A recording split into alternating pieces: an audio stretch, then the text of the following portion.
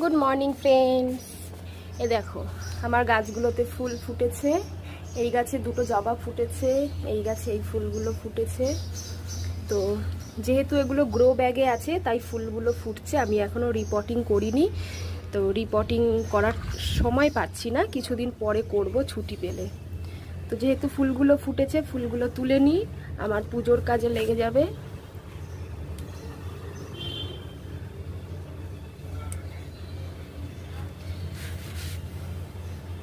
বাড়ির গাছের ফুল তুলে, মানে গাছ থেকে ফুল তুলে তারপরে পুজো দিতে কত ভালো লাগে, তাই না বলো?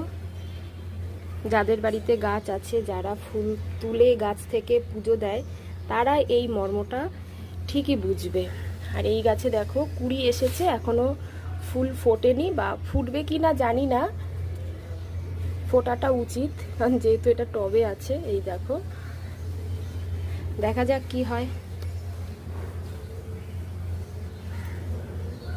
তো চলো বন্ধুরা, টাটা। পুজোটা দিয়ে রেডি হয়ে আবার অফিস বেরোতে হবে।